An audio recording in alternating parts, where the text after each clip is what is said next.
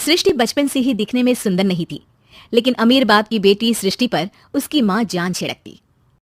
मेरी बेटी कितनी प्यारी है, भगवान सबको सृष्टि जैसी बेटी दे। सृष्टि धीरे धीरे बड़ी होती है। एक दिन सृष्टि की सहेली कहती है, तू दिखने में कितनी अजीब सी है, लेकिन मैं जानती हूँ हम सब में सबसे अच्छी शादी तो तेरी ही होगी। तेरे पापा अमीर जो है। और बता नहीं सकते यार, दहेज तो हर कोई देता है, ये क्या ज्यादा ले जाएगी अपने पति के लिए? अरे बड़े शहर में कोठी है इसके पापा की।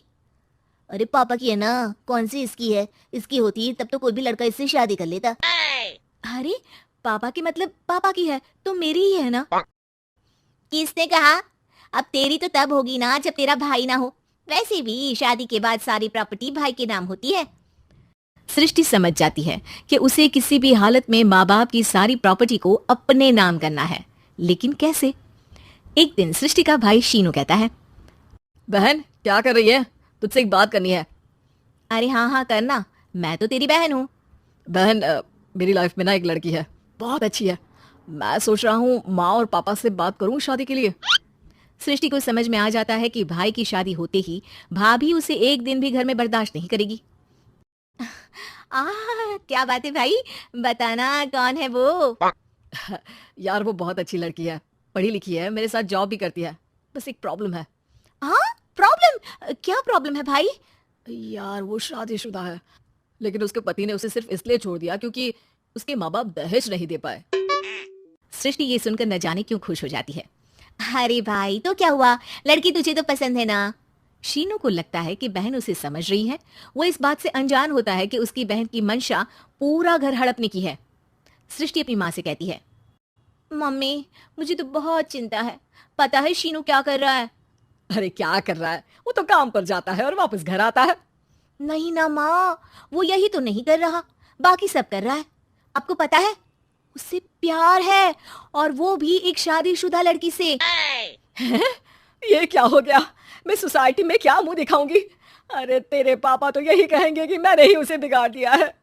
माँ देखो, मेरी बात मानो, पापा पर भी विश्वास करने की जरूरत नहीं है।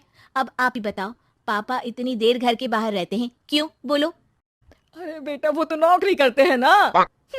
तू बहुत भोली है माँ, पापा का ऑफिस तो 7 बजे खत्म हो जाता है, लेकिन देखो कितनी देर से आते हैं। अरे नहीं नहीं बेटा, ऐसी कोई बात नहीं है। सृष्टि माँ को एक औरत से बात करते पिता की फोटो दिखाती है। देखो माँ कैसे हैं पापा, मैं ना कहती थी कि पापा सही नहीं है। मैं तेरे पापा से बात करूंगी, दे फोटो मुझे। ओ माँ, वो तो डिलीट हो गई।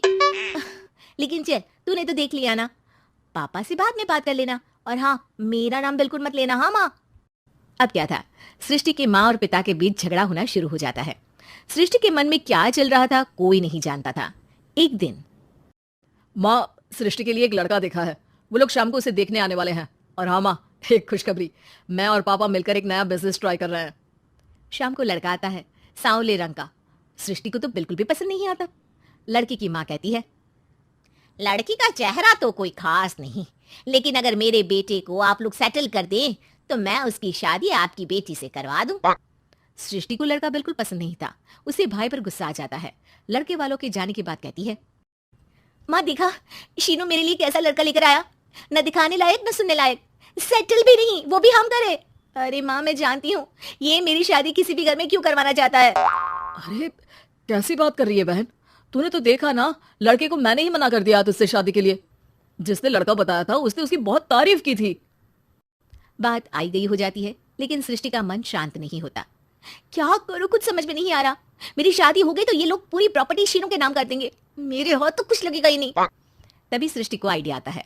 वो किसी वकील को फोन करती है। जी देखिए, अगर आपके मम्मी पापा का तलाक हो जाता है तो आपके पिता की आधी प्रॉपर्टी आपकी माँ के नाम हो जाएगी, फिर उसे वो किसी को भी दे सकती है। सृष्टि अब माँ को बेटे के खिलाफ भरती है। माँ शीनू पर नजर रखा करो, वो जिस लड़के के प्यार में है ना वो शादीशुदा है। यहाँ आएगी सारा पैसा रुपया जमीन जायदाद सब हड़प लेगी। पापा का भी हाल तुमसे छुपा नहीं है। ऐसा ना हो कि मैं और आप एक दिन सड़क पर भीख मांगे। हे भगवान, मैं तो जीते जी मर जाऊंगी अगर ऐसा हो गया तो। ऐसा हो गया नहीं माँ, ऐसा ही होगा। अभी समय है, आगे का सोच लो। मैं तो कहती हूँ पापा से आधी प्रॉपर्टी लेकर अलग हो जाओ।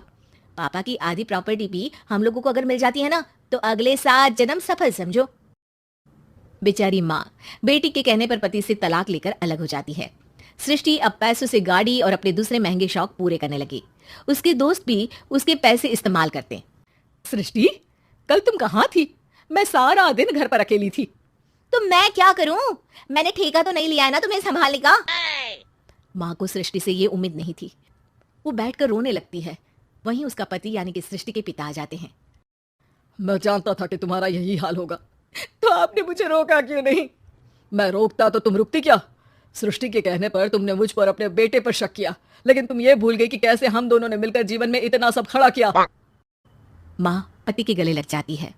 मुझे माफ कर दीजिए, मैंने आपकी कमाई का एक बड़ा हिस्सा गवा दिया। कोई बात नहीं, तुम साथ हो तो मैं ऐसी 7 प्रॉपर्टी खड़ी कर दूंगा। तभी वहां सृष्टि आ जाती है रोते हुए। माँ, मयंक ने मुझे छोड़ दिया। वो बोल रहा था जब तक मेरे पास पैसे थे तब तक ही वो मेरे साथ था। पापा,